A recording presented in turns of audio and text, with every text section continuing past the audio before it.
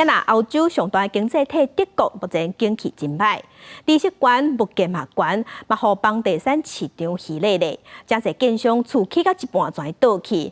若有买新厝、佮有贷款的人，即嘛是受灾户。所以德国政府决定要用资金来协助民众买厝贷款。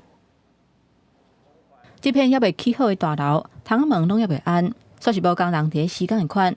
不过，这并不是啥物第三世界，是欧洲经济火车母的德国。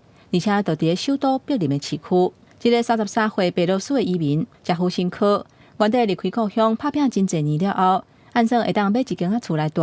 不过，想袂到厝起到一半，建商雄雄宣告破产，伊买的公寓差不多新台票超过1700万，目前连本带利已经纳一半去啊。不过，煞是看到一个唔知员工爱等到伫当时的大楼，伊的心内是感觉真无奈。I'm already paying the interest from the loan, so that's a tricky thing because it's a money that you never used. You cannot use it because there is nothing where you can use it. 这种起到一半建商雄雄走去的大楼，伫中国四界拢是。不过想袂到竟然嘛出现伫德国，而且毋是孤一个个案，这个问题嘛有恶化的趋势。俄西亚乌克兰战争，还有后续的制裁，加上进前新冠病毒的疫情，带动通货膨胀。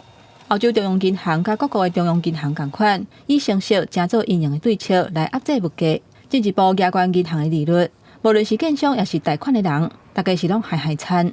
Gipfel geworden, denn die Branche ist, wie gesagt, in einer schlechten Verfassung. Die Leute suchen dringend Wohnraum und wir brauchen natürlich auch neue Wohnungen für die vielen Fachkräfte, die aus dem Ausland für alle Industrien in Deutschland. 德国政府顶一日针对房地产的问题召开紧急会议，原本定伫2025年上路，要求新的建案使用能源的量要降到同款规模的旧建案的40%以下，也就是 EH40节能的标准。会议决定暂缓实施。In Deutschland müssen mehr bezahlbare Wohnungen gebaut werden, damit all die jungen Familien, all die Bürgerinnen und Bürger, die nach Wohnungen suchen, auch eine gute Gelegenheit haben, eine zu finden.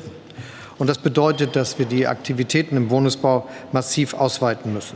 德国政府的决定引起绿党也有环保团体的批评，认为政府袂当带头行回头路。不过，伫环保责任甲照顾民生的需求之间，德国政府是选择民生的需求。公司新闻，齐家人编译。